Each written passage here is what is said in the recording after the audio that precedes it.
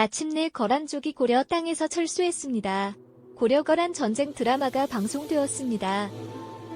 야율용사는 40만 대군을 이끌고 고려 땅에 침입했지만 실제로는 고려 땅을 정복하지 못하고 양교가 이끄는 고려군에 큰 피해를 입고 도망쳐야만 했습니다.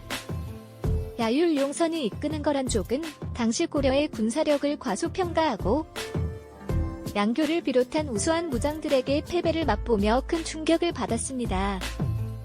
이로써 작은 고추가 맵다는 속담이 생길 정도로 상대적으로 큰 거란족에게 매운맛을 보여주었습니다.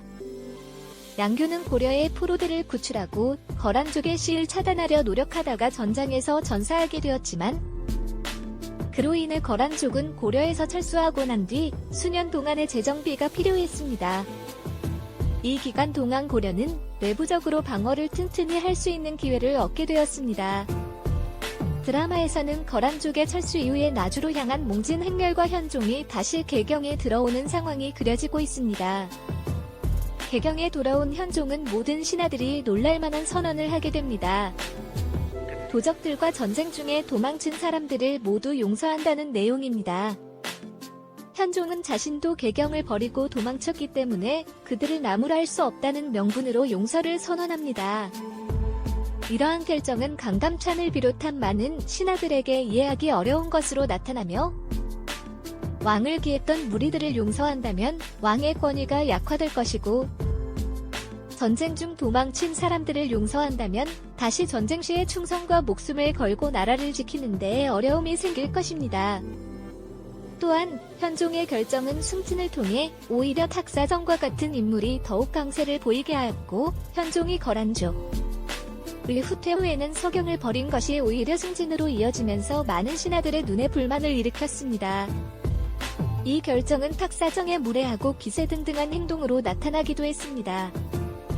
현종의 결정은 명백한 모순을 내포하고 있었으며 이러한 모순은 현종의 어떤 마음가짐으로 이런 결정을 내렸는지를 추측하기 어렵게 만들었습니다. 하지만 현종의 나이와 경험 부족, 어린 시절의 권력 배제 등을 고려한다면 거란족의 공격 이후 나주에서 고려의 실태를 직접 확인하면서 나라를 지키기 위한 강력한 중앙집권 체제를 구축하려는 뜻을 깨닫게 된 것으로 해석됩니다.